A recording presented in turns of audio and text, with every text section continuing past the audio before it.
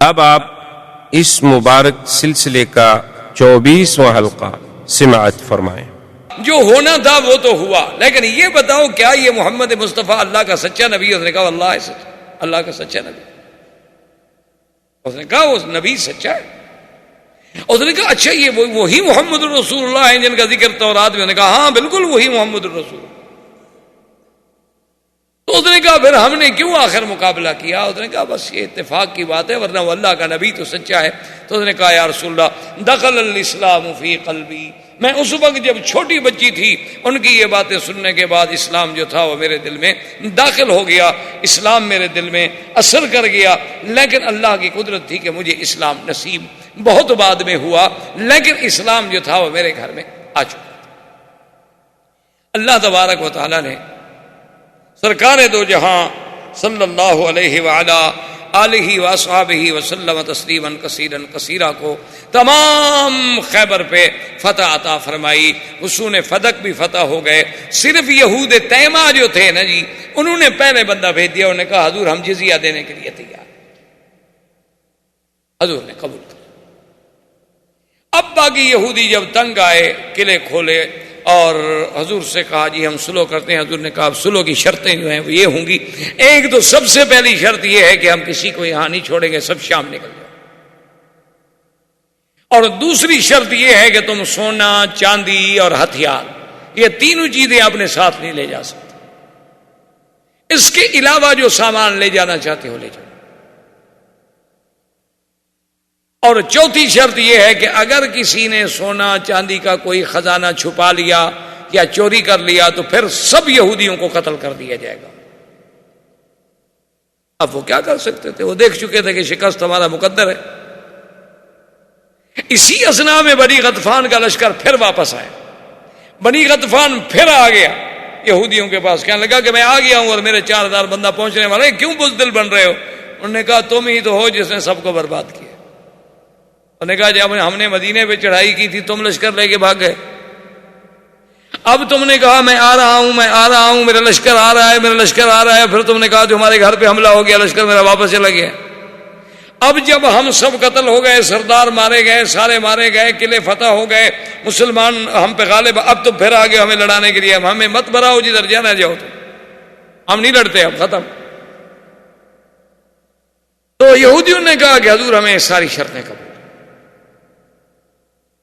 جب یہ ساری سلو ہو گئی تو یہودیوں نے ایک بات کی، انہوں نے کہا حضور ایک بات ہے، اب بات تو ہو گئی، ختم ہو گئی کہ آپ کامیاب ہو گئے، اللہ نے فتح دے دی، ہم نے شکست قبول کر لی، لیکن اتنے باغ اتنی زراعت آپ کے مسلمان نہیں جانتے، وہ نہیں کر سکتے ہیں زراعت، اگر آپ مہربانی کریں تو آپ اگر ہمیں خیبر میں رہنے دیں، اب ہم جو ہے وہ آپ کے نہ حلیف ہیں نہیں بلکہ اجیر، ہم گویا آپ کے ہاں مزدور ہیں۔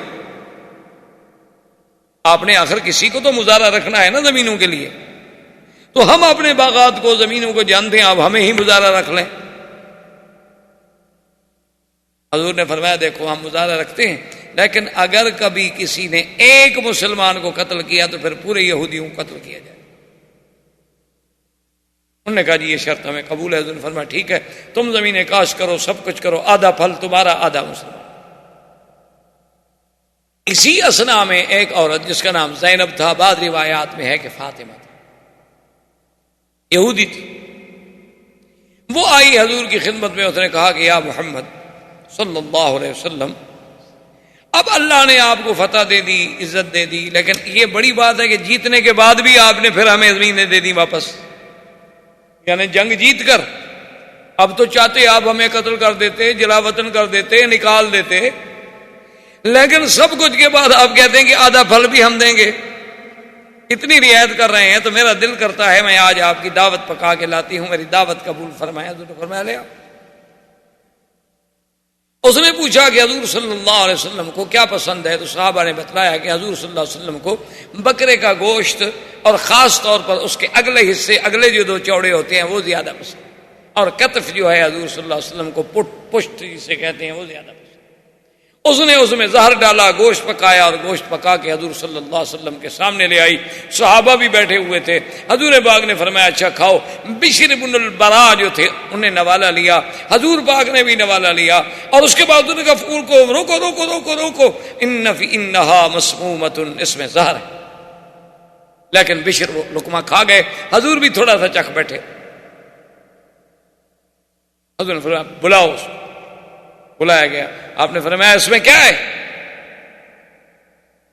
اس نے کہا یا رسول اللہ زہر ہے.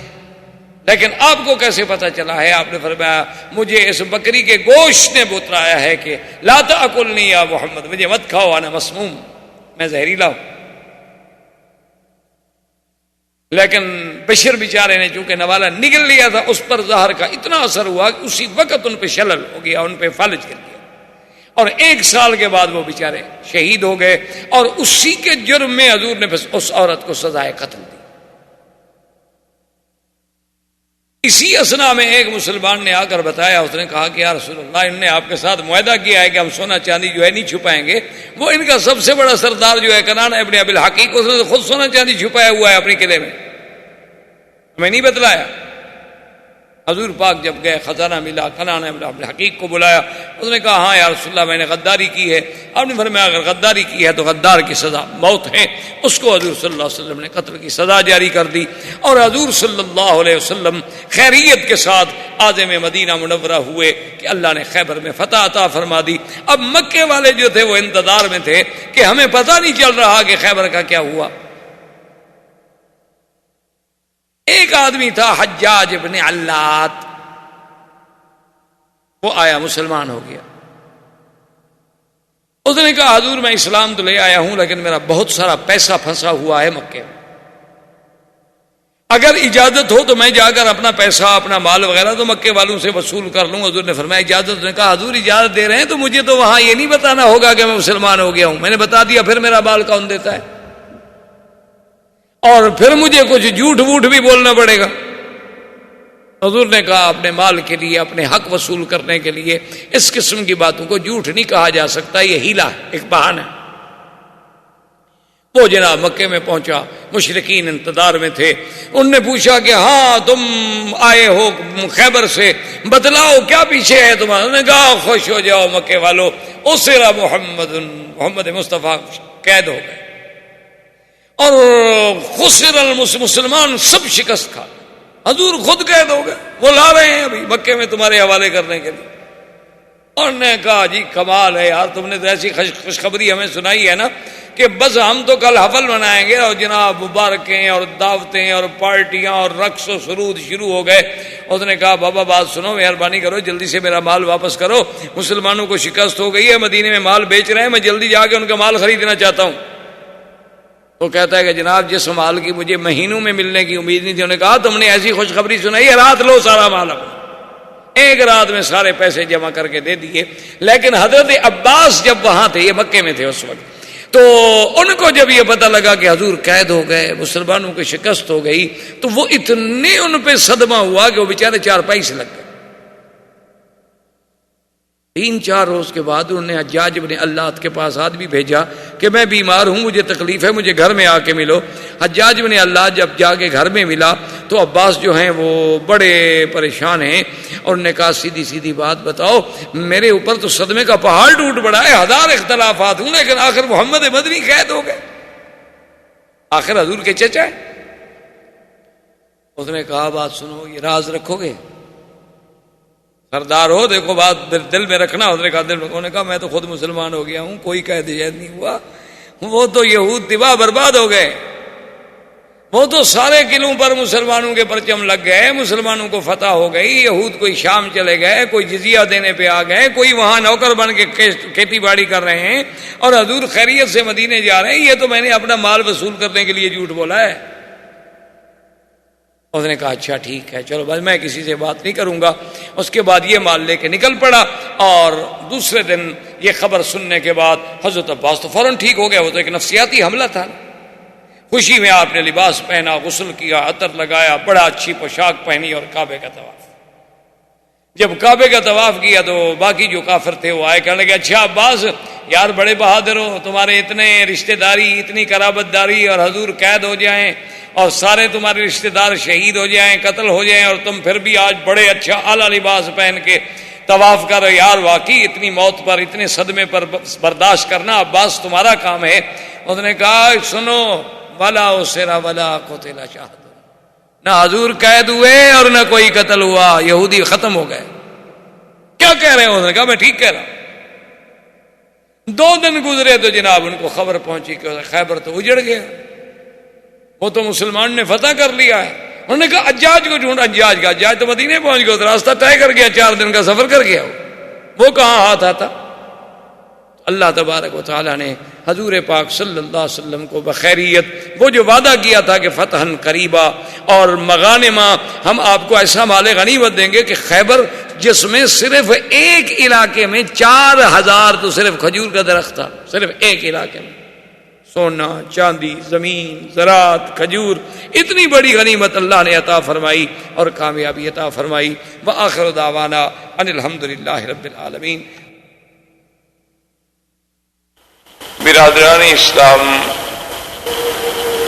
واجب الاحترام بزرگوں، دوستوں، بھائیوں، عزیز نوجوانوں،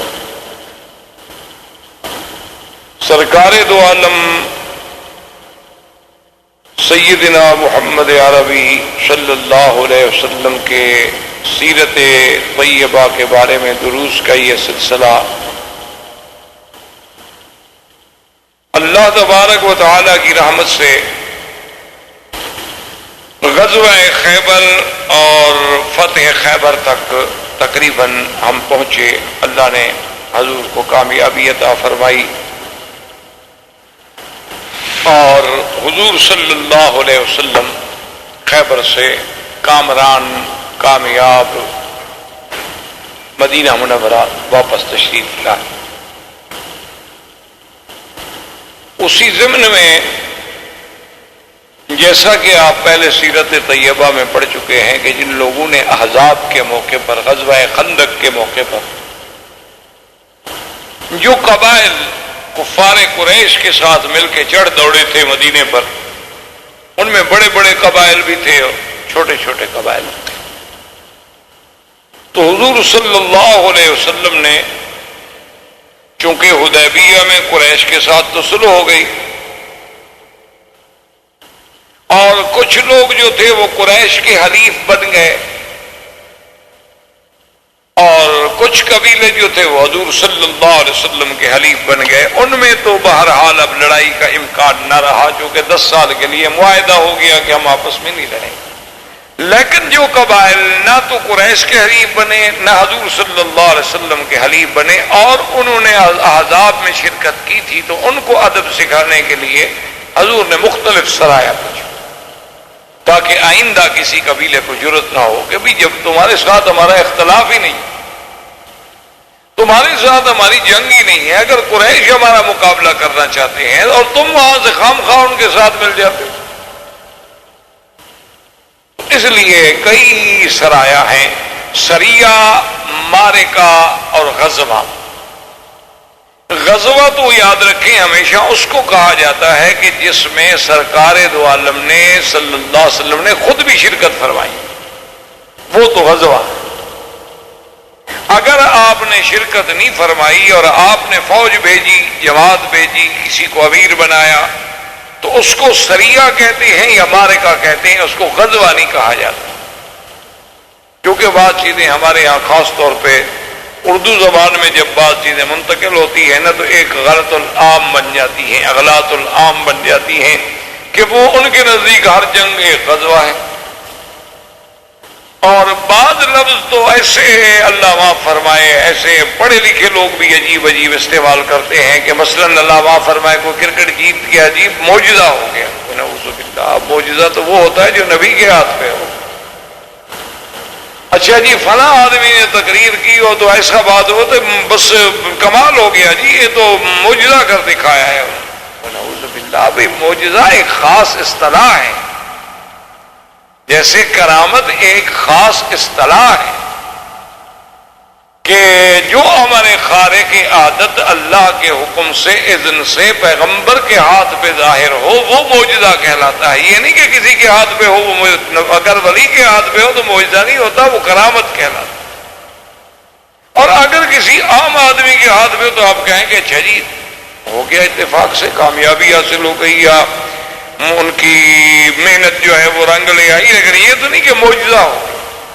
اسی لیے بعض لوگ اس کی غلطی کرتے ہیں. تو حضور نے سرایا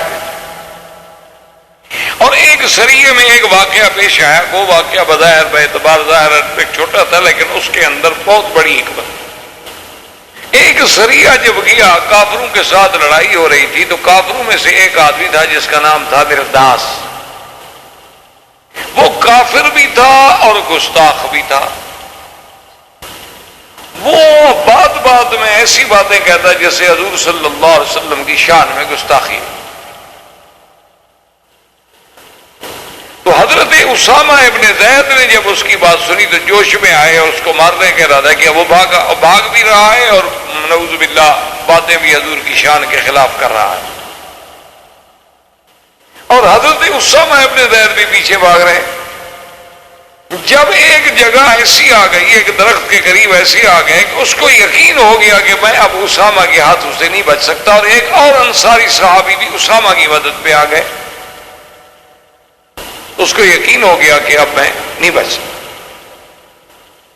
درخت کی اوٹ میں آیا اور فوراً کہنے لگا اشہد ان لا الہ الا اللہ اشہد ان محمد رسول اللہ. انصاری نے ہاتھ روک لیا لیکن اسامہ نے تلوار مار دی, مر گیا. حضور صلی اللہ علیہ وسلم کو جب پتہ چلا, حضور پاک نے اسامہ کو طلب کیا. آپ نے فرمایا اسامہ یہ تم نے کیا کیا ہے؟ ماذا تفعل بشہادت اللہ الہ الا اللہ. تم قیامت میں اللہ کو کیا جواب دو گے؟ شہادت اللہ الہ الا اللہ کے مقابلے پر تلوار چلا دی تم نے. اس نے کہا یا رسول اللہ واللہ انہ اشہد شہادتا من خوف السیف. حضور وہ تو نعوذ باللہ آپ کی توہین کر رہا تھا اور اس بھاگتے ہوئے بھی توہین کرتا جا رہا ہے, لیکن جب میری تلوار اس کی گردن پہ آ گئی اور اس کو یقین ہو گیا کہ میں نہیں بچ سکتا تو تلوار کے ڈر کے مارے اس نے کلمہ پڑھا ہے. حضور نے فرمایا اللہ شککت قلبہ, کیا تم نے اس کا دل بھی چیر کے دیکھ لیا تھا کہ اس نے ڈر کے مارے پڑھا ماذا تفعل بلا الہ الا اللہ ماذا تفعل بلا الہ الا اللہ. اسامہ یہ تم نے کیا کیا؟ تو اس سے یاد رکھیں کہ ایک کتنا عظیم درس ملتا ہے کہ بھئی کلمے پڑھنے والے کو بلا وجہ کافر نہ کہو, کیونکہ ہمیں شریعت حکم دیتی ہے ظاہر کا. شریعت کے احکام جو ہیں وہ ظاہر پہ ہوتے ہیں, اما السرائر وفی علم اللہ, باطن کے علوم تو اللہ گیا.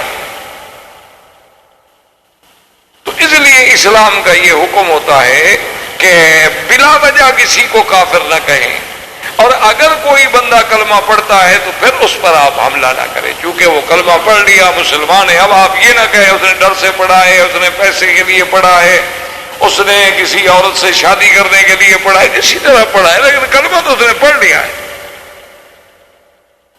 اسلام اتنا بڑا درس دیتا ہے کہ بلا وجہ کسی کلمہ کو انسان کو کافر کہنا یا بلا وجہ کسی کلمے پڑھنے والے کو قتل کرنا نہیں. ہم ظاہر پہ دیکھیں گے, اگر وہ منافق ہے تو پھر قیامت میں پکڑا جائے گا. ان المنافقین فی الدرک الاسفل من النار, اللہ ان کو زیادہ سے زیادہ سزا دے.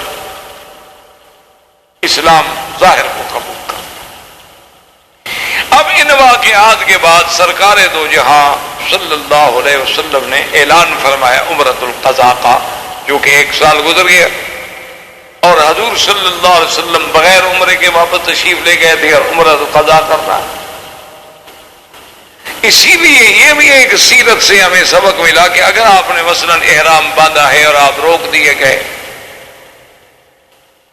اور ہمارے ہاں تو خیر یہ ایک عام بات بن گئی ہے نا کہ انڈیا سے احرام باندھیں گے, پاکستان سے احرام باندھیں گے, فلائٹ کینسل ہو گئی, اس فلائٹ میں اوور لوڈنگ ہو گئی یا جگہ نہیں ملی, تو وہی پھر چاہتے ہیں اتار کے کپڑے پہن کے گھر چلے جائیں گے, پھر دوسرے دن آ جائیں گے پھر احرام باندھ. تو یہ کوئی مذاق نہیں ہوتی عمرہ.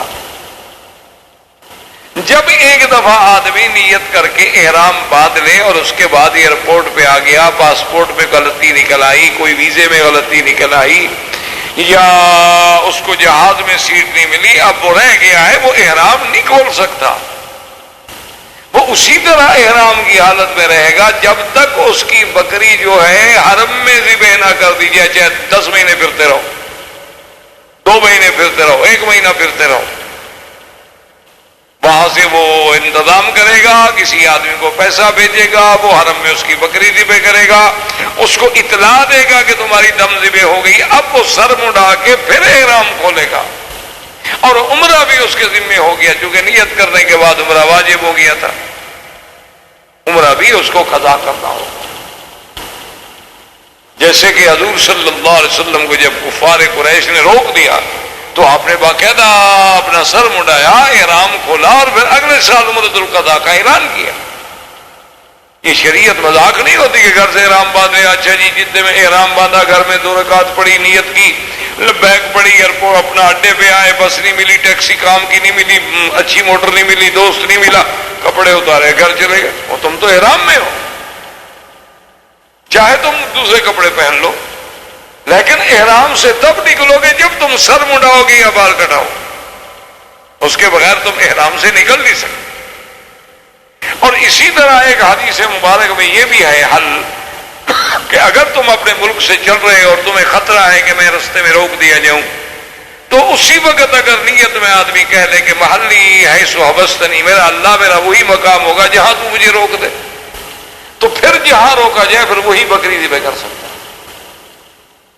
لیکن امام ابو حنیفہ رحمۃ اللہ علیہ پھر بھی نہیں مانتے، وہ کہتے ہیں کہ نہیں، بکری حرم میں ذبح ہوگی، چونکہ یہ نص سے قطعی ہے، وہ کہتے ہیں یہاں قرآن آ جائے پھر ہم ادھر ادھر نہیں جا سکتے، کہ ہدین بالغ الکعبہ، بکری جو حرم کے ساتھ نسبت ہو جائے وہ کعبے میں پہنچے، حتی یبلغ الہدی محلہ، کہ ہدی کے جانور کو اس کے مقام پہ پہنچا۔ تو بہرحال حضور صلی اللہ علیہ وسلم نے جب اعلان فرمایا عمرۃ القضاء کا، تو 1400 آدمی تو وہ تھے نا جن کا عمرہ رہ گیا، اور 600 آدمی اور بھی تیار ہو گئے، تو 2000 آدمی کا قافلہ جو ہے وہ عمرۃ القضاء کے لیے مدینہ منورہ سے روانہ ہوا۔ حضور نے حکم دیا کہ ہتھیار رکھو، ہتھیار ساتھ۔ حضرت ابو بکر آئے، حضرت عمر آئے، انہوں نے کہا یا رسول اللہ بیننا و بینہم عہد، ہمارا اور قریش کا عہد ہے کہ ہم جب عمرہ کرنے آئیں گے تو ہتھیار نہیں لائیں گے، صرف تلوار، اور آپ حکم دے رہے ہیں کہ ہتھیار رکھ لیں۔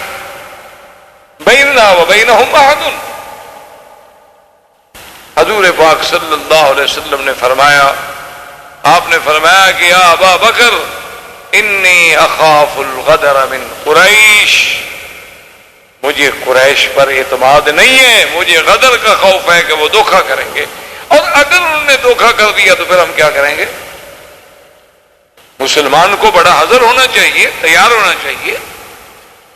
مسلمان کبھی کافر پہ بھروسہ نہیں کر سکتا،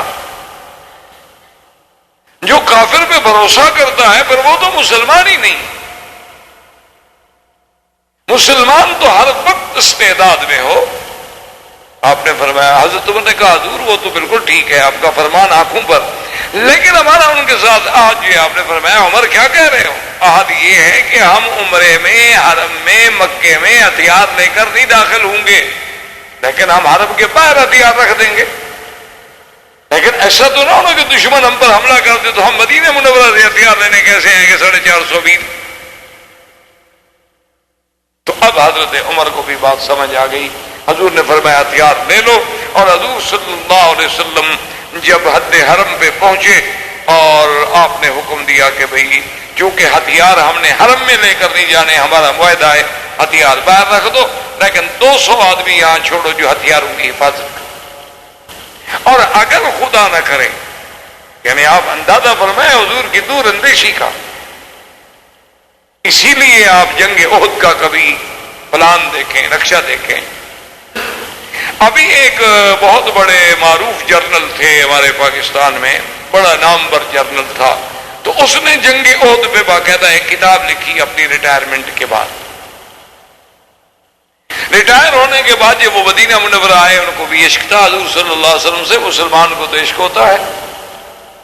تو وہ جب مدینہ منورہ میں آئے تو انہوں نے اس جنگی نقطۂ نظر سے پورے مدینے کا سروے کیا، پھر احد گئے، پھر احد میں وہ مواقع تلاش کیے کہ حضور پاک نے تیر اندازوں کو کہاں کھڑا کیا، اپنی فوج کہاں کھڑی کی، قریش کی فوج کہاں کھڑی تھی، سوار کہاں کھڑے تھے، اور خالد بن ولید نے کہاں سے حملہ کیا، اور یہ سارے واقعات جتنے اس کو حدیث و تاریخ کی روشنی میں ملتے تھے وہ سارے واقعات کو لیا اور پھر پورا نقشہ بنایا.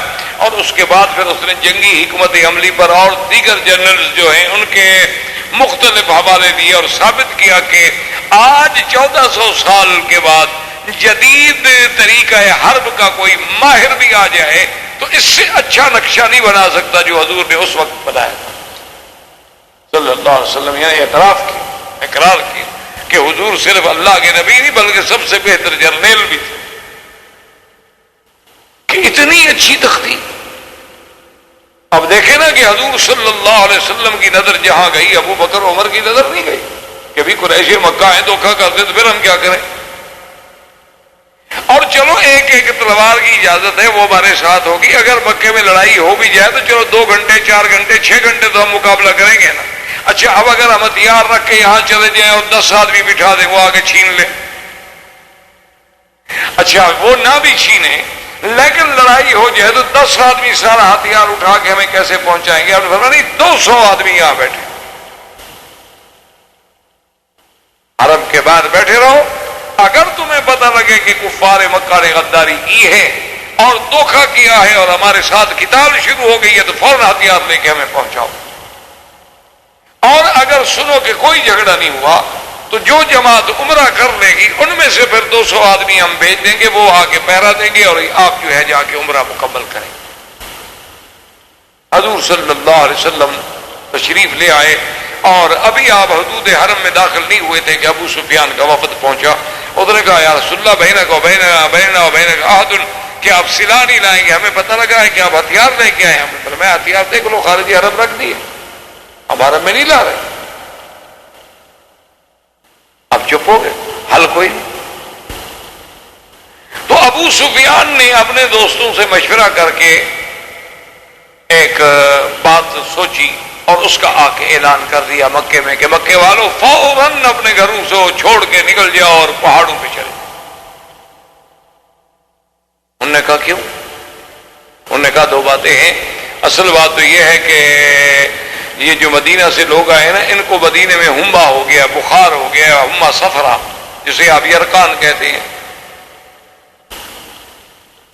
تو ہما صفرا ہو گیا ہے اور متعدی بیماری ہے، کہیں ایسا نہ ہو کہ آپ لوگ بھی ہوں اور ہم بھی حرم میں ہوں، طواف میں ملنا جلنا ایک دوسرے کے قریب آنا، اختلاط کی وجہ سے ہم بیمار نہ ہو جائیں، لہذا پہاڑوں پہ چڑھ جائیں تاکہ ان کی ہوا بھی ہمیں نہ لگے. اور دوسری بات یہ ہے کہ بھی ہم اوپر سے بیٹھ کے ان کا پورا جو ہے وہ نظارہ بھی کر سکتے ہیں، دیکھ بھی سکتے ہیں کہ کس حالت. تو انہوں نے کہا کہ ہاں ہما یسرب اور بھاگ گئے. سب پہاڑوں پہ چڑھ گئے. حضور صلی اللہ علیہ وسلم تک بھی یہ بات پہنچی کہ انہوں نے تو یہ مشہور کر دیا ہے کہ ہمیں یرقان ہو گیا. حضور نے حکم دیا کہ اچھا اپنے کندھے جو ہیں کپڑا نکالو، استوا کرو اور رمل کرو، اپنی قوت کا اظہار کرو کافروں کہ ہم کمزور نہیں ہیں، ہمیں کوئی ہما جما نہیں. جس آدمی کو یرقان ہوگا وہ اس طرح رمل کر کے پہلوانوں کی طرح 3 چکر لگا سکتا ہے کعبۃ اللہ کے. وہ تو چلے گا تو ہمارا چلے گا. اور جب جناب وہ رمل کرنے لگے تو عبداللہ ابن رواحہ جو کہ بہت بڑے شاعر بھی تھے اور بڑی آواز دی تھی اللہ نے، تو انہوں نے جناب رجز پڑھنی شروع کی. خلل کفار خلو بن الکفار خلو بن الکفار خلو ان سبیلے، اے کافروں کی اولادو ہٹ جاؤ ہمارے راستے سے ورنہ ہم تم پہ ایسی ضرب ماریں گے کہ ہم تمہاری کھوپڑیاں جو ہیں وہ علیحدہ کر دیں گے اور دوستوں کو دوستوں سے جدا کر دیں گے. ہم کمزور نہیں ہوئے. حضرت عمر نے آ کے کہا کہ ابن رواحہ ماں بے ابن رواحہ تم کیا کر رہے ہو؟ وہ بھائی ہماری ان کے ساتھ سلو ہے، انہوں نے ہمارے لیے حرم خالی کر دیا ہے، ہم طواف کر رہے ہیں، تم پھر جنگ بھڑکانا چاہتے ہو کہ ان کو کوئی شعر سنے، کوئی جذبہ آئے، کوئی جوش آئے، وہ آگے پھر حملہ کر دیں اور اللہ کے حرم میں جنگ ہو جائے. کیا کر رہے ہو تم؟ حضور نے فرمایا کہ اچھا چھوڑو اس بات کو، تم یہ رجز نہ پڑھو بلکہ یہ پڑھو کہ لا الہ الا اللہ وحدہ صدق وعدہ نصر عبدہ اعز جندہ ہزم الاحزاب وحدہ لا شیء قبلہ ولا شیء بعدہ۔ حضور نے فرمایا یہ، اور یہ اس سے زیادہ مؤثر تھی کہ اللہ کی توحید کا اعلان، اور ساتھ یہ کہ لا الہ الا اللہ وحدہ صدق وعدہ، اللہ کا وعدہ سچا ہو گیا، جو نبی کو خواب دکھلایا تھا آج پورا ہو۔ نصر عبدہ، اللہ نے اپنے عبد اپنے پیغمبر کی مدد کی، اعز جندہ، جو اللہ کی فوج ہے اللہ نے ان کو غالب کیا، ہزم الاحزاب، اور اللہ نے احزاب جو 10-10 ہزار کا لشکر لے کر آئے تھے، ہم کو مدینے میں مارنے آئے تھے، آج ہم مکے میں داخل ہو کے طواف کر رہے ہیں۔ اور پھر یہی کلمات پڑھنے جو ہیں صفا پر یا مروہ پر سنت ہو گئے، کیونکہ جو بات حضور صلی اللہ علیہ وسلم آپ کے قول سے یا آپ کے عمل سے یا آپ کے فعل سے ایک دفعہ بھی ثابت ہو جائے سنت ہے۔ حضور صلی اللہ علیہ وسلم نے جب عمرہ مکمل فرما لیا، حضور نے حکم دیا کہ جانور سے پہنو، لیکن یہ مسئلہ سمجھ لیں کہ اگر کوئی آدمی آج بھی عمرہ کرنے آئے اور وہ بکری دے تو یہ سنت ہے، واجب نہیں ہو۔ اگر حج تمتع ہو یا حج قران ہو تو پھر جو ہے دم تمتع یا دم قران یا دم شکر وہ تو واجب ہے، اگر نہیں کرے گا تو اور دم دینی ہو۔ لیکن اگر کوئی آدمی عمرے پہ آئے لیکن پھر بھی وہ جانور ساتھ لے آئے یا یہاں آ کے بکری خرید کے 1 2 4 10 بکرے کر دے تو یہ سنت ہے، کیونکہ حضور صلی اللہ علیہ وسلم نے عمرے پر آتے وقت اور عمرے سے فارغ ہوتے ہوئے بھی آپ نے قربانی فرمائی۔ حضور صلی اللہ علیہ وسلم نے حلق فرمایا، صحابہ نے حلق فرمایا، کسی نے قصر فرمایا، احرام کھول دیا گیا اور 200 صحابہ کو بھیجا گیا، اور جو آدمی سلا پر پہراتے رہتے وہ پھر عمرہ ادا کرنے کے لیے آ گئے، انہوں نے بھی عمرہ ادا کر لیا۔ حضور صلی اللہ علیہ وسلم نے پیغام بھیجا ابو سفیان کو کہ ابو سفیان چونکہ تم سردار ہو مکے کے اور ہم مکے میں آئے ہیں، اور حضور 7 سال کے بعد داخل ہوئے تھے مکے میں، چونکہ اب 7 ہجری آ گئی، تو 7 سال کی جدائی کے بعد آدمی جب اللہ کے کعبے میں آتا ہے تو کعبۃ اللہ کی عظمت کا احساس تو تب ہوتا ہے نا۔ اب چونکہ اللہ کا کعبہ آپ کے ہمارے سامنے الحمدللہ موجود ہے، لہذا ہمارے دل میں وہ احساس نہیں ہے۔ آپ لوگ جب نوکری پر سب سے پہلے دن مکے میں داخل ہوئے تھے تو آپ کے احساسات و جذبات کیا تھے؟ آپ نے جب سب سے پہلی جا کے نماز پڑھی تھی کعبۃ اللہ میں اور طواف کیا تھا، اس وقت آپ کے جذبات کیا تھے اور آج کیا ہے؟ تو حضور صلی اللہ علیہ وسلم 7 سال کے بعد آئے تھے۔ حضور نے فرمایا ابو سفیان میں چاہتا ہوں کہ میں کعبۃ اللہ کے اندر بھی داخل ہوں، لہذا تم شیبی سے کہو کہ وہ چابی لے آئے اور کعبۃ اللہ کا دروازہ کھولے اور ہم اندر بھی 2 رکعت پڑھ لیں۔ ابو سفیان نے کہا کہ آدھا لیس داخل فی العہد یا رسول اللہ، حضور پاک یہ آپ کا اور ہمارے معاہدے میں داخل نہیں ہے، ہم نے آپ کو عمرے کی اجازت دی تھی، کعبۃ اللہ کے اندر داخل کرنے کی اجازت تو نہیں دی۔ حضور نے فرمایا عجیب آدمی ہو بھئی، ہم نے عمرہ کر لیا، طواف ہم نے کر لیا، صفا مروہ ہم نے دوڑ لی، صلہ ہمارے پار ہیں، ہر بات بالکل خیریت کے ساتھ جاری، اگر ہم کعبۃ اللہ کے اندر 2 رکعت پڑھ لیں گے تو اس میں معاہدے کی کیا بات ہے؟ اس نے کہا نہیں حضور یہ معاہدے میں شامل ہے۔ حضور نے فرمایا ٹھیک، نہیں دیتے ہیں وہ اجازت، ٹھیک۔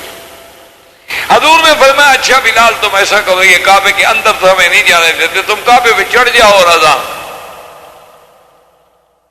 اب بلال بیچارہ کیسے چڑھے، اس کو سیڑھی تھوڑی دے دیں، تو وہ کعبۃ اللہ کو پکڑ کے بلال چڑھ گیا غلاف، اس نے حجر اسود کے قریب سے غلاف پکڑنا جو شروع کیا نا جی، غلاف کو پکڑتے پکڑتے کعبے کی چھت پہ چڑھ گیا۔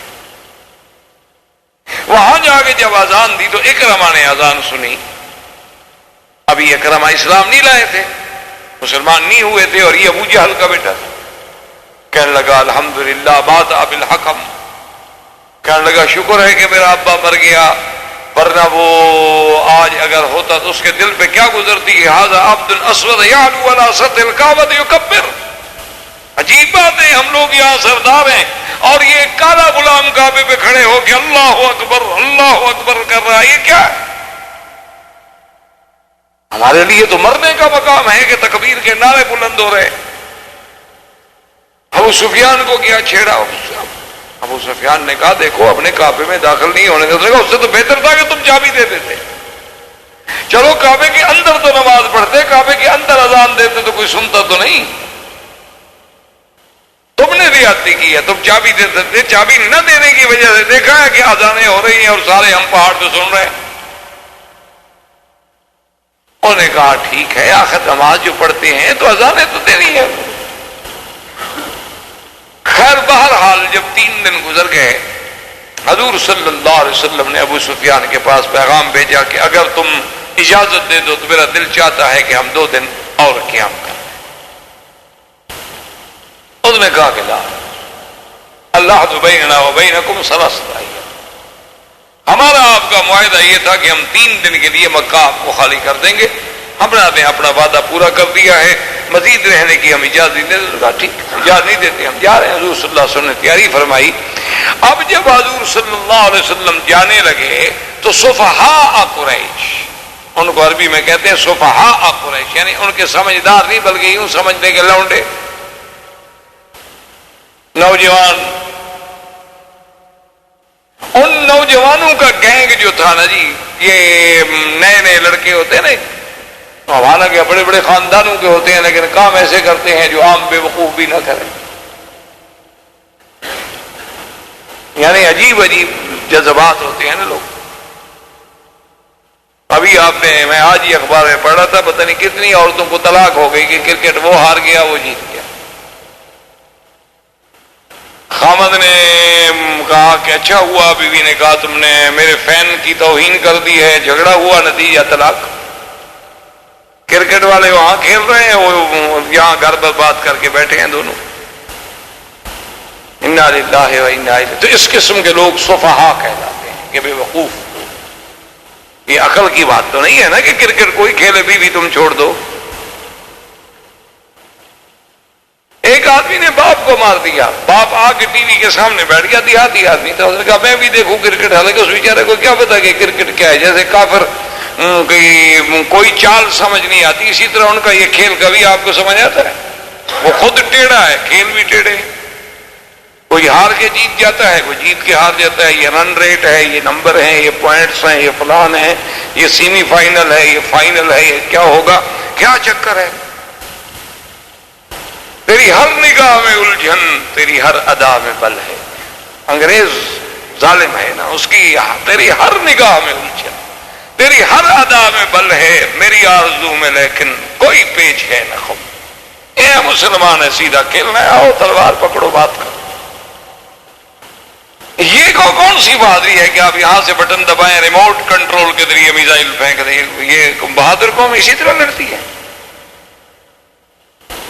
دیکھا نہیں بہادر قوم ویتنام میں کیسے لڑی تھی، کیسے دم دبا کے بھاگی. ان کا 200 سپاہی میدان میں مر جائے نا، یہ تو ملک چھوڑ کے بھاگے. اتنی بزدل ترین قوم. اب یہ تو میرا بھائی کوئی بات نہیں نا، ہم یہاں محفوظ بیٹھے ہوئے ہیں اور جناب ہمارے سامنے نقشے بنے ہوئے ہیں اور ہر چیز جو ہے وہ زاویے پہ سیٹ ہے، اور یہاں بیٹھے بیٹھے صاحب نے بٹن دبایا اور یہاں سے ایک میزائل اڑا اور اس نے جا کے وہاں جناب تباہی ڈال دی.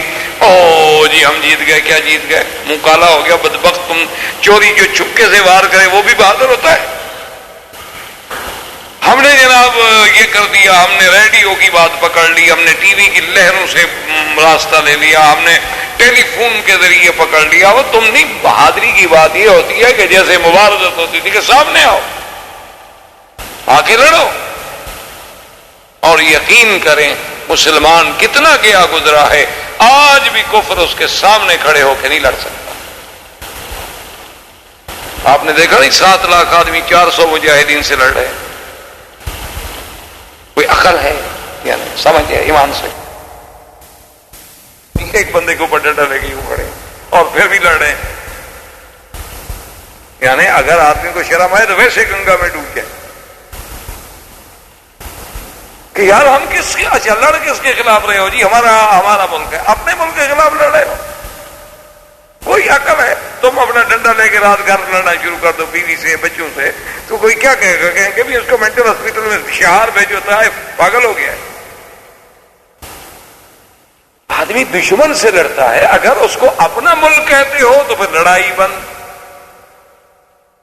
اور لڑائی کرتے ہو تو پھر سیدھی بات کرو کہ ہمارا ملک نہیں ہے۔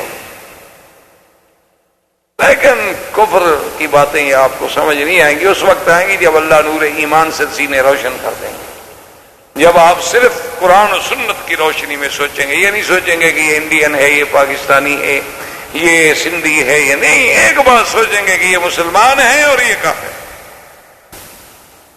تو بہرحال حضور صلی اللہ علیہ وسلم جب آپ واپس آ رہے تو صفحہ قریش نے کیا کہا؟ انہوں نے کہا نوجوان جناب چھوکرے ان کے اکٹھے ہو گئے، انہوں نے کہا ہم موقع اٹھائیں، ہم حملہ کر دیں حضور صلی اللہ علیہ وسلم پر۔ صفحہ قریش اکٹھے ہو کے جناب آئے، حضور کو پتہ لگا، حضور نے فرمایا صحابہ کو ان کو اعلان کرو، ان کو کہو لڑنا ہے تو صبر کرو، حرم سے ہمیں نکلنے دو، آؤ لڑو، لڑنا ہے تو آؤ کھل کے لڑیے۔ کیا بات ہوئی کہ تم چوری چھپے ہمارے ساتھ لڑنا چاہتے ہو؟ یہ کوئی بات ہے؟ بڑے بہادر بنے پھرتے ہو، لڑنے کا شوق ہے، ہم حاضر ہیں، ہمیں صرف حرم سے باہر جانے دو، کیونکہ ہمارا معاہدہ ہے کہ حرم میں ہم نہیں لڑیں۔ اب جب حضور حرم سے باہر آئے تو پتہ لگا کہ ہتھیار موجود ہے، حضور نے صحابہ نے سلاح اٹھا لی اور بھاگے۔ وہ تو ایسے تھے پاگل، وہ تو آئے تھے اپنے نمبر بنانے کے لیے۔ حضور صلی اللہ علیہ وسلم خیریت کے ساتھ مدینہ منورہ تشریف لے آئے۔ اب جناب حضور پاک نے جہاں جہاں سرایا بھیجے تھے نا جی، اس کے ساتھ دیکھیں ایک عظیم خطہ دیکھیں، اس لیے پوری دنیا یہ تسلیم کرتی ہے کہ سب سے بڑا انقلابی بھی اگر کوئی ہے تو وہ محمد رسول اللہ۔ ساری دنیا میں انقلاب آئے، آپ دیکھتے ہیں فرانس کا انقلاب ہے، آپ دیکھتے ہیں روس کا انقلاب ہے، کمیونزم کا انقلاب ہے، کیا ہے؟ اقتصادی مسئلے پہ، کوئی پیٹ کے مسئلے پہ، کوئی روٹی کے مسئلے پہ، کوئی مکان کے مسئلے پہ، کوئی یہ انقلاب کے آدمی سر سے لے کر پاؤں تک بدل جائے، یہ انقلاب اگر کوئی لائے ہیں تو محمد رسول اللہ صلی اللہ علیہ وسلم کے ظالم کو راحم بنا دیں، اپنی بیٹیوں کو زندہ درگور کرنے والوں کو، لوگوں کی بیٹی کو بغیر سر رنگا نہ دیکھ سکے، اس کے سر پہ دوپٹہ ڈالنے والا بن جائے، اور جن کی زندگی نہب لوٹ مار شراب پہ گزرتی ہو ان کو راتیں مسلح پہ گزریں اور دن گھوڑے کی پشت پہ گزریں۔ یہ انقلاب جو حضور لائے ہیں، ایسا انقلاب تو دنیا اس کی کوئی مثال نہیں ملی۔ سب سے بڑا لیڈر، سب سے بڑا انقلابی، سب سے بڑے جرنیل، سب سے بڑی رحمت، سب سے بڑا رسول، امام الانبیاء، سید الرسل، خاتم النبیین صلی اللہ علیہ وسلم۔ آپ کی زندگی کا کوئی پہلو دیکھیں، گھر میں نظر ڈالیں گے تو آپ کو عظیم شوہر، عظیم باپ، اسی طرح آپ دیکھیں گے حتیٰ کہ بکریاں چرانے میں بھی دیکھیں تو آپ جیسا رائی آپ کو نہیں ملے گا۔ یعنی آپ کی زندگی کے کسی پہلو کو دیکھیں۔ اب حضور نے حکم دیا کہ بھائی صحابہ میں سے کچھ لوگ تیار ہوں اور بادشاہوں کو خط دیں۔ اب آپ ذرا ذہن میں رکھیں کہ اللہ نے جو فرمایا تھا کہ انا فتحنا لک فتحا مبینا، اب حدیبیہ کی کتنی بڑی فتح ہے کہ ذرا دشمن کے ساتھ 10 سال کے لیے معاہدہ ہو گیا نا، ادھر سے تو ہم مطمئن ہیں نا، باقی کام تو کریں نا۔ حضور صلی اللہ علیہ وسلم نے دہیہ کلبی، ایک صحابی تھے اور اتنے خوبصورت تھے، اتنے خوبصورت تھے کہ ہماری تو عورتیں پردہ نہیں کرتی، وہ مرد ہو کے پردہ کرتے تھے کہ کوئی عورت میرے جمال کے فتنے میں مبتلا نہ ہو۔ ہماری تو خیر عورتیں بیچاری پردہ نہیں کرتی، پردہ کس سے کریں؟ ویسے وہ بھی سچی ہیں، کیونکہ خامد عورت میں فرق تو رہا کوئی نہیں، پردہ بیچاری کس سے کرے؟ پردہ کیا جاتا ہے مرد سے، مرد رہے نہیں۔ تو بہرحال عورت بھی حق پر ہے، اس کا بھی حق بنتا ہے، آخر کس سے پردہ کرے؟ یعنی اب آدمی دیکھے نا جی، جب شکل ملتی ہو، ہر چیز ملتی ہو تو کس سے پردہ کرے؟ اس لیے آپ دیکھیں کہ کوئی مولوی آئے نا، پھر آپ کی بیوی جو پردہ نہیں کرتی وہ بھی کرتی ہے پردہ، اس لیے وہ دیکھتی ہے اس کی داڑھی ہے تو مرد ہے، اس سے تو پردہ ضروری ہے۔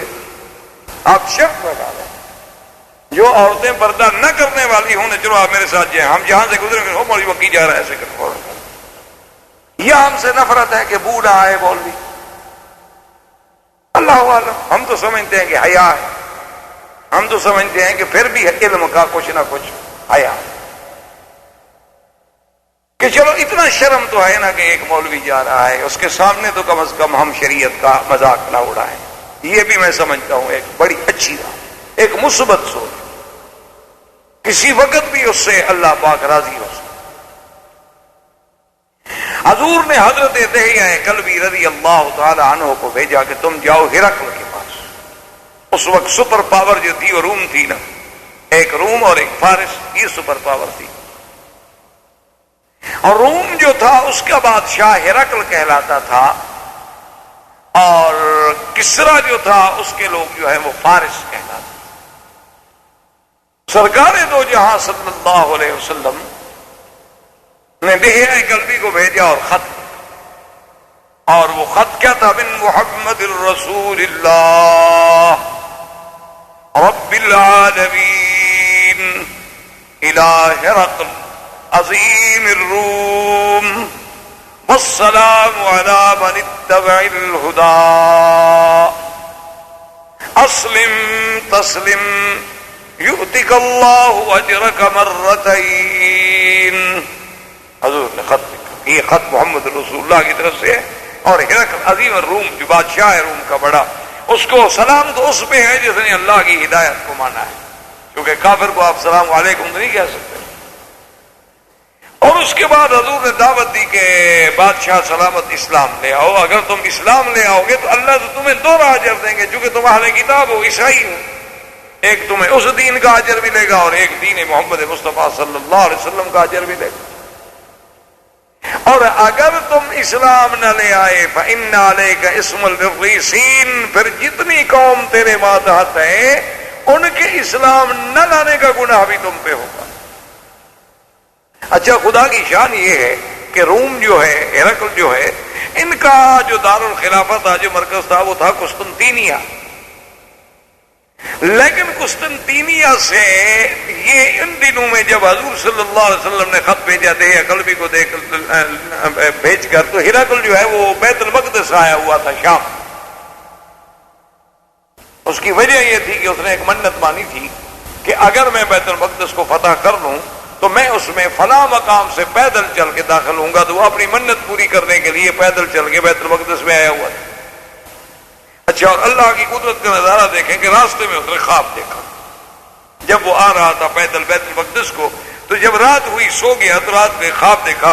خواب دیکھتا ہے کہ بعض لوگ ہیں جو مختون ہیں، مختون مانا ختنہ جن کا ہوتا ہے،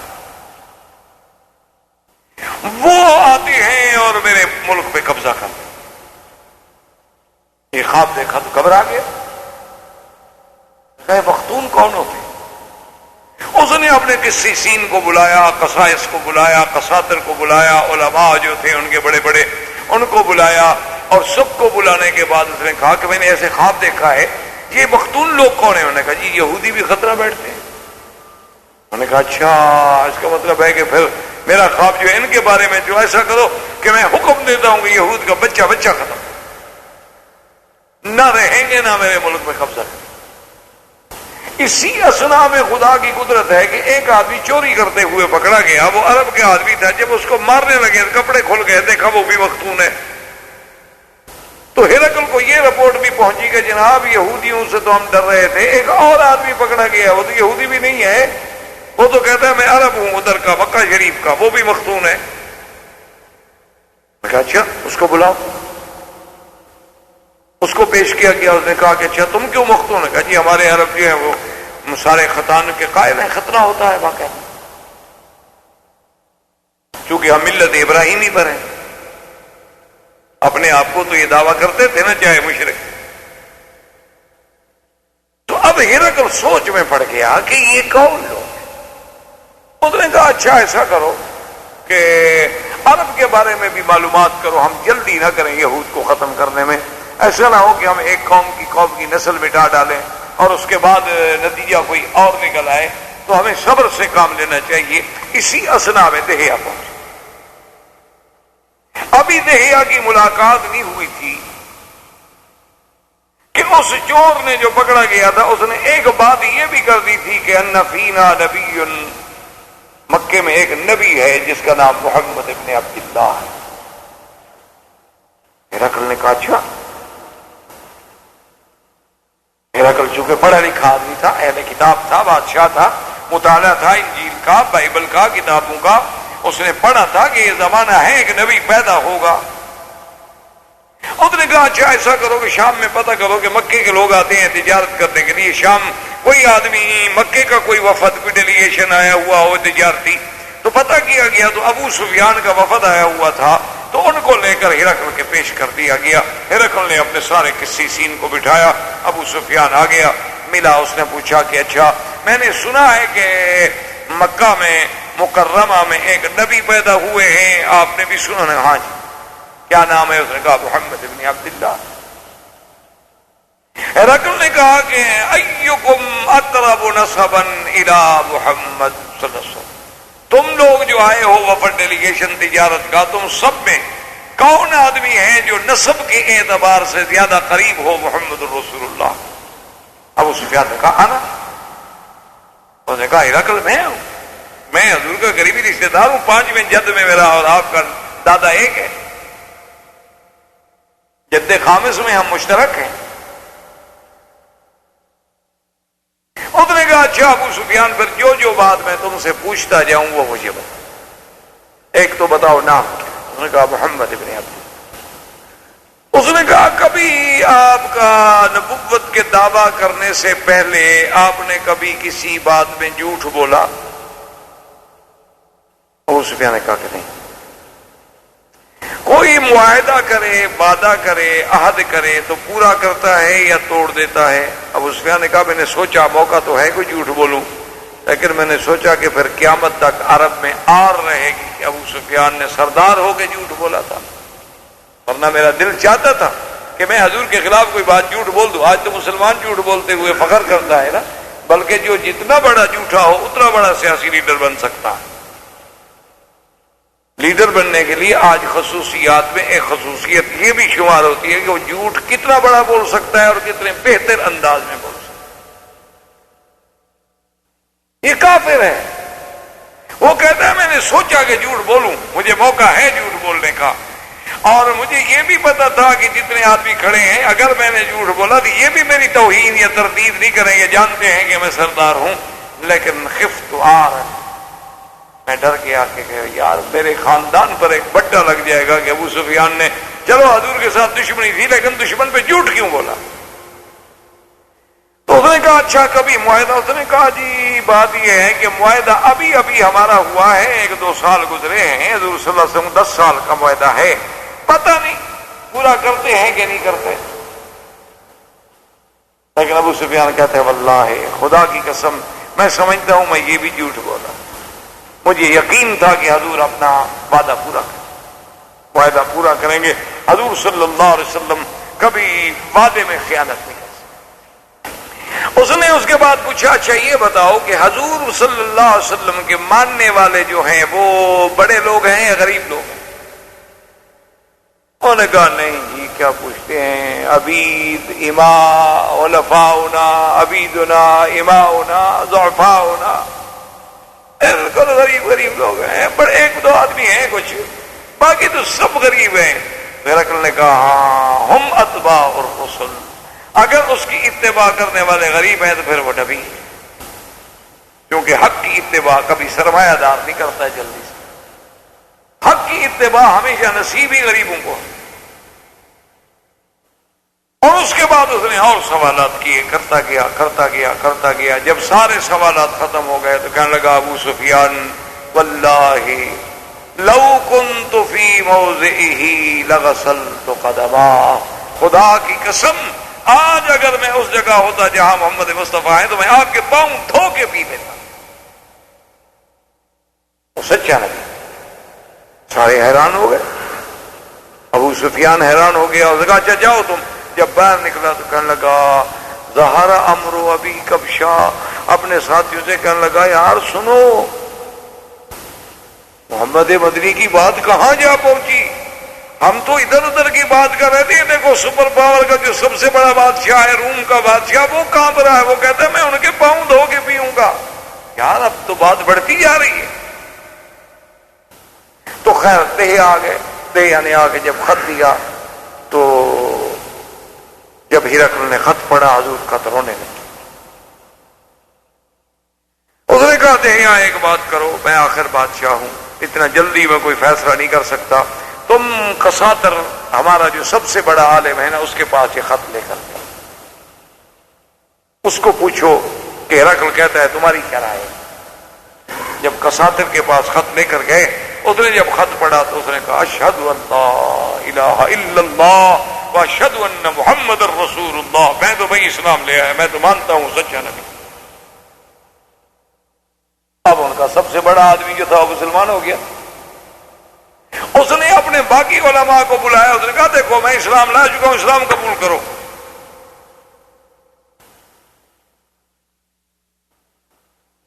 اس نے کہا نہیں ہمیں سوچنے کا موقع تو دیکھا، کیا سوچ، تم نے جو کتابوں میں پڑھا ایک ایک علامت، ایک ایک نشانی جو ہے وہ محمد بدری پہ سچی ہو۔ اب فکر کس بات کی، ہم عالم ہیں، ہمارا کام ہے کہ حق بات ملے تو اتباع کریں۔ انہوں نے کہا ہمیں سوچنے دو۔ دوسرے دن ہرقل نے سب قسیسین کو بلایا، قساطرہ کو بلایا، سب کو بلا کے، اور آپ جو ہے اس نے بڑا اہتمام کیا، ایک مقام تھا، مسجد تھی، اور بڑے پیرے کے ساتھ کھڑا ہوا اور وہاں سے آ کے ظاہر ہوا۔ اس نے کہا کہ دیکھو تم علماء ہو اور دروازے محل کے بند کرا دیے۔ اس نے کہا تم علماء ہو، میں نے جو کتابیں پڑھی ہیں، میں نے جو کتب متقدمہ کا مطالعہ کیا ہے، میں اس بات پہ پہنچا ہوں کہ یہ محمد عربی سچا نبی ہیں، اور تم سب گواہ ہو جاؤ، اشہد ان لا الہ الا اللہ واشہد ان محمد الرسول اللہ، میں مسلمان ہوتا ہوں۔ اب جو کسی سین بیٹھے ہوئے تھے نا جی، پہلے تو کوشش کی کہ ہم بھاگیں، آگے دروازے بند تھے۔ انہوں نے کہا کہ واللہ لا نترک دین المسیح، ہم حضرت عیسیٰ کا دین نہیں چھوڑ سکتے۔ اور اسی اثنا میں انہوں نے اپنا جو بڑا عالم تھا نا، جو پہلے کلمہ پڑھ چکا تھا، اس کو بھی قتل کر دیا۔ جب ہرقل نے دیکھا کہ یہ اتنے شدید ہے کہ انہوں نے اتنے بڑے عالم کو مار دیا، تو یہ بادشاہ کو کب چھوڑیں گے؟ تو اس نے کہا او یار تم بے وقوف ہو، میں تو تمہارا امتحان لینے کے لیے کلمہ پڑھ رہا تھا، میں مسلمان تھوڑا ہو گیا ہوں، میں تو دیکھنا چاہتا تھا کہ تم اپنے دین پہ کتنے پکے ہو۔ او بڑے خوش ہو گئے۔ اس کے بعد دروازہ کھل گیا، واپس چلے گئے، اور اس کے بعد اس نے دہیا کو بلایا، اس نے کہا کہ دیکھو بات یہ ہے کہ میری طرف سے حضور کو یہ بتا دینا کہ میں نے کلمہ پڑھا ہے اشہد ان لا الہ الا اللہ اشہد ان محمد الرسول اللہ، اور ہدایہ دیے اور بڑی بڑی قیمتی چیزیں دی، اور حضرت دہیا کو بڑی عزت کے ساتھ روانہ کیا۔ سرکار دو جہاں کے بعد جب دہیا آئے، ساری بات سنائی، آپ نے فرمایا کذب عدو اللہ، اس اللہ کے دشمن جھوٹ بولا، اسلام نہیں لایا۔ اس کا دل تھا کہ میں اسلام لے آؤں، لیکن اپنے اقتدار کو بچانے کے لیے مرتد ہو گیا، واللہ کوئی اس کا اسلام۔ اسی اثنا میں حضور صلی اللہ علیہ وسلم نے اپنا جو ایک وفد ہے عمر ابن العاص کو بھیجا عمان، اور ایک صحابی کو بھیجا بحرین، ایک صحابی کو آپ نے وفد بھیجا نجاشی کے پاس، ایک صحابی کو آپ نے بھیجا بازان کے پاس، ایک صحابی کو آپ نے بھیجا ابی شمر کے پاس، ایک صحابی کو آپ نے بھیجا سید غسان کے پاس، ایک صحابی کو آپ نے بھیجا کسرا کے پاس، فارس کے پاس۔ لیکن یہ وہ کسرا ہے کہ جب حضور کا خط آیا نا، خط پڑھنے لگے کہ من محمد رسول اللہ الى کسرا عظیم فارس، اس نے کہا اچھا قدم اسمہ علی اسمی، آپ نے اپنا نام پہلے لکھا اور میرا نام بعد میں لکھا ہے، اس سے میں خط پڑھ۔ اس کہا جاؤ میں نہیں مانتا۔ حضور کو جب اطلاع ملی، آپ نے فرمایا اللہم مزقہ ومزق ملکہ، یا اللہ اس نے تیرے نبی کے خط کی توہین کی ہے، اس کو بھی ٹکڑے ٹکڑے کر دے اور اس کے ملک کو بھی ٹکڑے۔ اور اللہ نے پھر ایسا ٹکڑے کیا کہ تاریخ اٹھا کے دیکھیں کہ پھر امان ہی ملی، ٹکڑے ٹکڑے ہو گیا کس طرح۔ عمان میں جب پہنچے حضرت عمر بن العاص، عمر بن العاص بڑے ذہین آدمی، حالانکہ 5 مہینے ہوئے مسلمان ہوئے، کوئی لمبا عرصہ نہیں ہوا، لیکن آدمی بڑے مدبر۔ یہ عمان نہیں جس کو اردن کہتے ہیں عمان، جو بحرین سے آگے. وہاں جب پہنچے تو اس وقت اس علاقے میں دو آدمی سرداری کرتے تھے، ایک کا نام تھا عبد اور ایک کا نام تھا جعفر.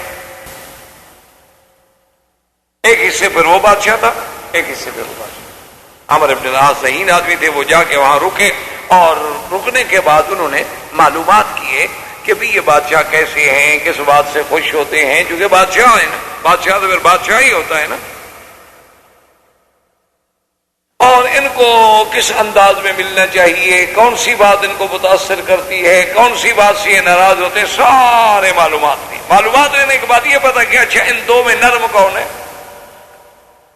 اور اسی اسنا میں کسریٰ کو جب خط ملا نا حضور صلی اللہ علیہ وسلم کا، اس نے خط پھاڑا تو اس بدبخت نے حکم دیا بازان کو. بازان جو تھا وہ کسریٰ کے ماتحت تھا، لیکن یمن کے ایک علاقے کا حاکم.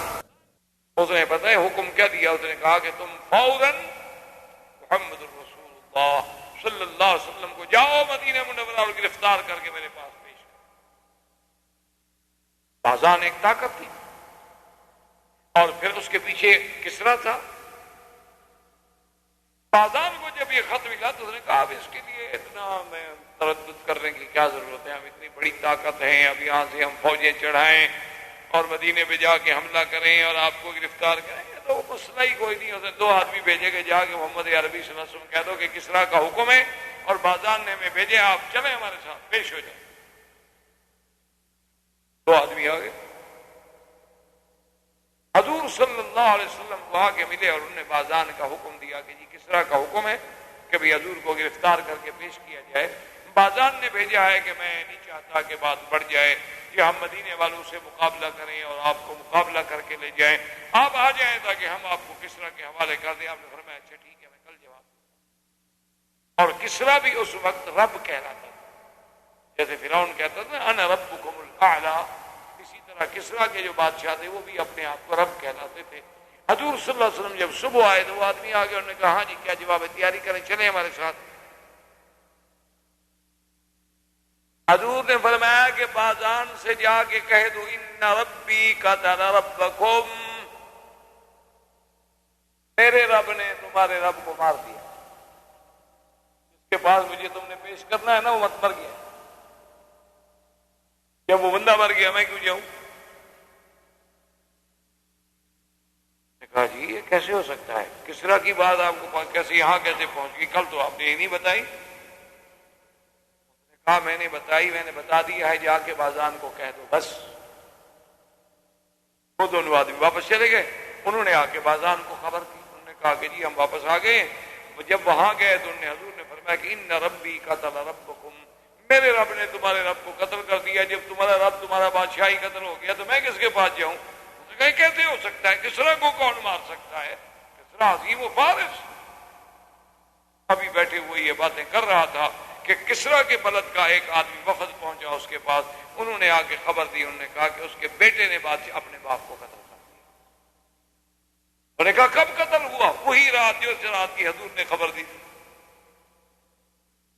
تو جب اس نے دیکھا کہ بھائی حضور مدینے میں بیٹھے ہوئے ہیں، کسریٰ وہاں قتل ہو رہا ہے، قتل کرنے والا بیٹا ہے، تو کسریٰ کے اپنے دارالخلافہ میں بھی 2 دن کے بعد لوگوں کو پتہ چلا ہے، محمد عربی کو اسی رات کیسے پتہ چل گیا؟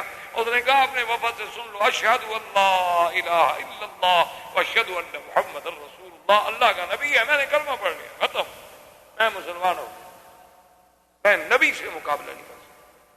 اور اپنی قوم کو بلایا اور کہا کہ دیکھو میں مسلمان ہو گیا ہوں، مسلمان ہونا ہے ہو جاؤ، نہیں ہونا ہے تمہاری مرضی. اس کی قوم کے بازان کے قبیلے کے اکثر لوگ جو تھے وہ بھی اسلام میں آ گئے. اور یہ اسلام کی ایک عظیم فتح تھی کہ یمن کے ایک حصے کا بادشاہ مسلمان ہو گیا، ادھر نجاشی مسلمان ہو گیا. اور ہرقل چاہے اسلام نہ لے آیا دل سے، لیکن ظاہراً تو اس نے ایسی باتیں کی نا جس سے اسلام کا روب پڑ گیا. تو اب عمرو بن العاص جو تھے وہ جا کے ملے عبد سے اور انہوں نے اس کو کہا کہ دیکھو اس طرح میں آیا ہوں اسلام کو. جناب بڑا غصے میں آ گیا، میں نہیں جانتا. انہوں نے کہا دیکھو عبد ٹھنڈے دل سے غور کرو، اسلم بازان، بازان اسلام لا چکا. بازان پیچھے تو کسرا ہے. انہوں نے کہا وہ مر گیا. اچھا. اور اس نے کہا اسلم النجاشی، نجاشی حبشے کا بادشاہ بھی مسلمان ہو گیا. نجاشی حبشے کا بادشاہ. انہوں نے کہا اور سنو اسلم ملک و بحرین، بحرین جو ہمارے قریب جو ہے نا وہ بادشاہ بھی مسلمان ہو گیا، اس نے بھی کلمہ پڑھ لیا ہے. سوچو غور کرو، اتنے بادشاہوں سے لڑو گے تم؟ اب ایک بات اس نے کہا اچھا مجھے غور کرنے دو، میں جعفر سے بھی بات. اس نے کہا تمہاری مرضی. اس نے جا کر جعفر سے بات کی. جعفر نے کہا اچھا اس آدمی کو بلاؤ جو خط لایا ہے. عمرو بن العاص کو بلایا.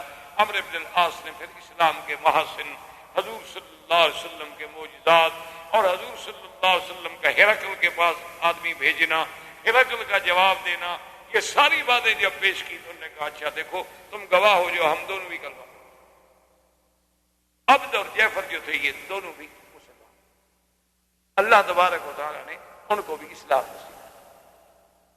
اسی طرح حضور صلی اللہ علیہ وسلم نے اپنا خط بھیجا بقوقس کے پاس. یہ بھی روم کے ایک علاقے کا بڑا تھا. بقوقس کو جب حضور صلی اللہ علیہ وسلم کو خط ملا، اس نے خط پڑھا اور اس کے بعد اس نے اپنے علماء سے رجوع کیا. ساری تسلی کرنے کے بعد اس نے بھی آ کر اپنے شاہی عدالت میں جہاں بیٹھتے تھے وہاں اپنے ایوان میں بیٹھ کے اس نے کہا کہ دیکھو لوگوں، مجھے تحقیق ہو چکی ہے وہ اللہ کے سچے نبی ہیں، میں بھی کلمہ پڑھتا ہوں اشہد ان لا الہ الا اللہ واشہد ان محمد رسول. اب ہر طرف سے اسلام اسلام. لیکن فتح مبین ہے حدیبیہ کے نہیں. اس وقت تو کسی کو سمجھ نہیں آ رہی تھی نا کہ ہم تو بزدل بن کے سلو کر رہے ہیں. لیکن اللہ نے فرمایا انا فتحنا لک فتحا مبینا لیغفر لک اللہ ما تقدم من ذنبک وما تأخر ویتم نعمته علیک ویہدیک صراطا مستقیما وینصرک اللہ نصرا عزیزا. اب جب آپ سورت فتح پڑھیں تو پھر ان واقعات کو ذہن میں رکھیں، پھر دیکھیں قرآن کیسے سمجھ آتا ہے، پھر دیکھیں کہ قرآن کیسے سینے میں اترتا ہے. ایسے تو آدمی پڑھ کے چلا جاتا ہے فتح ہم نے فتح دی، آپ کو فتح دی اتر گیا. کیا فتح دی بھی؟ اب دیکھیں اس فتح مبین کے اثرات، حدیبیہ کی صلح کے اثرات، ماوراء حدیبیہ کی صلح کے اثرات، کہ ہر طرف سے اسلام اسلام اسلام. اور مقوقس نے پھر حضور صلی اللہ علیہ وسلم کی خدمت میں دو کنیزیں جو اعلیٰ خاندان سے تعلق رکھتی تھیں اور قبط کے معروف خاندانوں سے، اور ایک بغلہ کہتے ہیں خچر، اور قیمتی ہدایا اور سونے چاندی کے دینار حضور کے پاس ہدیہ بھیجے. یہ وہی بی بی ہے ماریہ قبطیہ جس کے ساتھ پھر حضور صلی اللہ علیہ وسلم نے شادی کی اور اپنی بیوی بنایا. اور یہ وہی ماریہ قبطیہ ہے جس کے بدن سے اللہ نے حضور کو بیٹا حضرت ابراہیم. تو اب حضور صلی اللہ علیہ وآلہ وصحبہ وسلم تسلیما کثیرا. ان احوال میں کہ جب آپ نے خطوط بھیجے اور اس کے ساتھ بعض قبائل اور بعض لوگ ایسے بھی تھے کہ جنہوں نے ابھی تک اسلام قبول نہیں کیا تھا، اور ان دنوں میں وہ جو عیینۃ بن حصن آپ جس کے بارے میں پڑھ چکے ہیں، احمق المطاع بنی غطفان کا قبیلے کا سردار، اور اسی طرح بنی مرہ کا سردار حارث، ان دونوں نے جب بات سنی تو حارث نے کہا کہ عیینہ اب تو ہرقل بھی ڈر گیا، اب تو کسریٰ بھی مر گیا، اب بہتر ہے کہ ہم مسلمان ہو جائیں، مسلمانوں کے ساتھ مل کے کچھ پیدا اٹھا لیں. انہوں نے کہا اچھا بات تو ٹھیک ہے. یہ دونوں ابھی مسلمان ہونے کے لیے نکلے تو ایک آدمی جا رہا تھا ہزارہ، وہ عمرہ کرنے کے لیے جا رہا تھا، وہ بھی کافر تھا. اس نے کہا کہاں جا رہے ہو؟ کہا مسلمان ہو.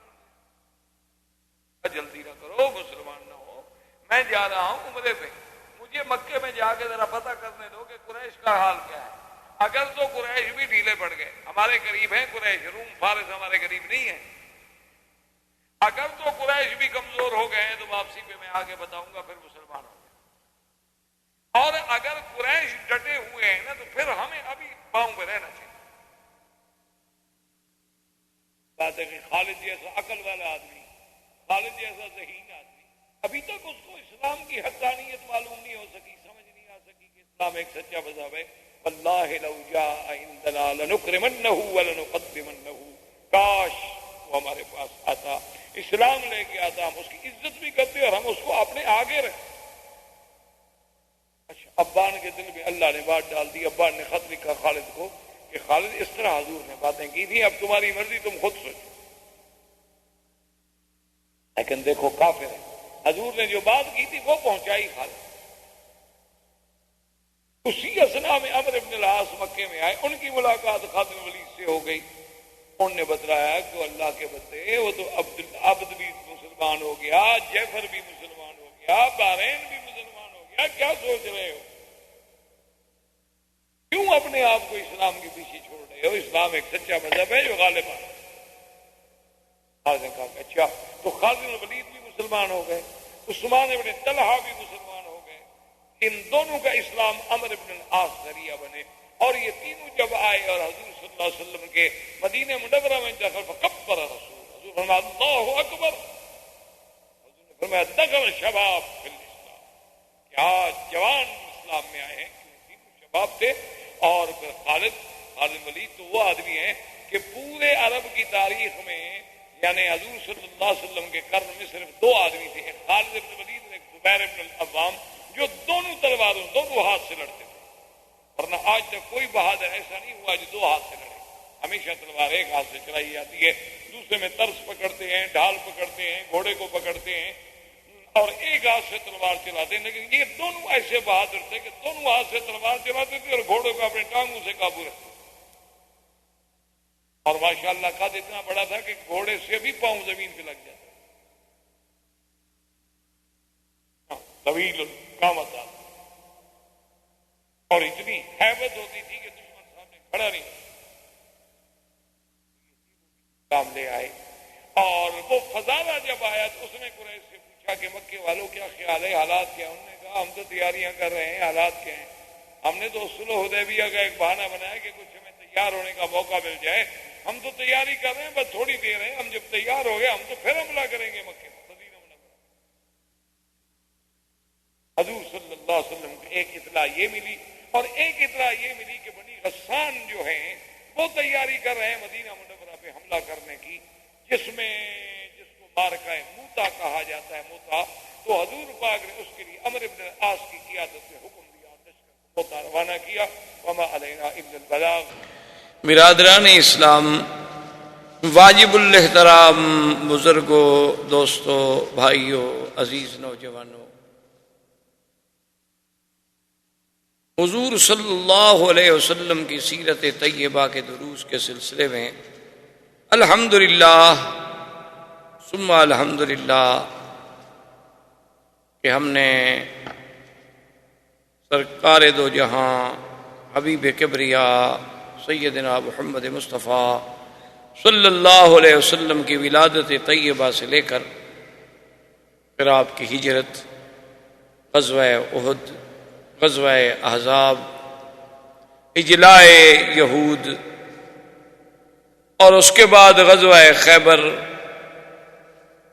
اور غزوہ خیبر کے بعد حضور صلی اللہ علیہ وسلم کا واپس مدینہ منورہ میں تشریف لے آنا، اور مختلف سرایا کو مختلف علاقوں میں بھیجنا، تاکہ جن لوگوں نے احزاب کے موقع پر بغیر کسی عداوت کے کفار قریش کے ساتھ مل کر مدینہ منورہ پہ چڑھائی کی، ان کو ادب سکھلایا جائے تاکہ آئندہ کوئی قبیلہ ایسی جرت نہ کر سکے۔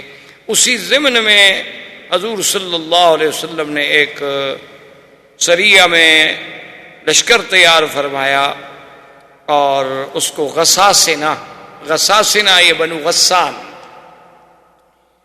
یہ بنو غسان جو ہیں یہ روم کے حلیف تھے، جیسا کہ آپ پڑھ چکے ہیں اور تاریخ میں سن چکے ہیں کہ اس دور میں جو سپر پاورز تھی یہی تھی، روم تھا، کسریٰ تھا۔